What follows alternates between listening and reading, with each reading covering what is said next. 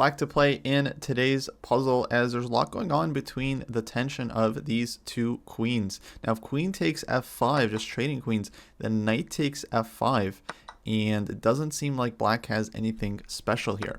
Another move that doesn't quite work is bishop takes d4, taking the knight. If white recaptures, of course, we win the queen, but white's going to throw in queen takes d7 first, and here we can try bishop takes e3 check, gaining a pawn with check, but here white goes rook takes e3, because we can't take the rook back while the queen is still in play. So black has to go rook takes d7, and now white can play, for example, rook takes e8 check, bishop takes e8.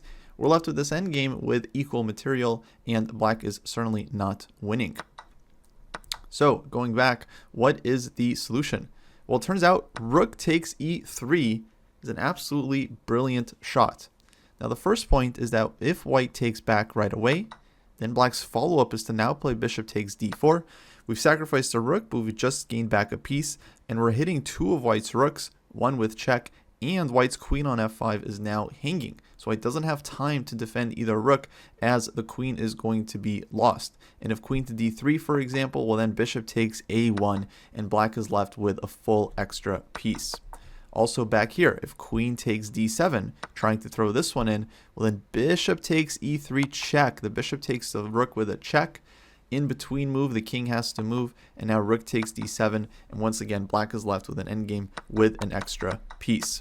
So after rook takes e3, if white just recaptures bishop takes d4, that's really good for black. White's other option is to throw in queen takes d7. This is where things get really fun, because if we just recapture the queen, well then rook takes e3 comes, bishop takes d4, and white can defend the rook with rook to e1. And here black can get the material back, but is not actually going to be ahead. For example, rook e7, white goes king f2 just in time, defending everything, and once again black is not winning material. So instead of just recapturing this queen, after rook takes e3, queen takes d7, black has to throw in rook takes e1 check, white has to take back, and now bishop takes d4 check, a second in between move, gaining a full extra piece. White's king has to move, and now finally black takes back with rook takes d7 and ends themselves with an endgame with an extra piece.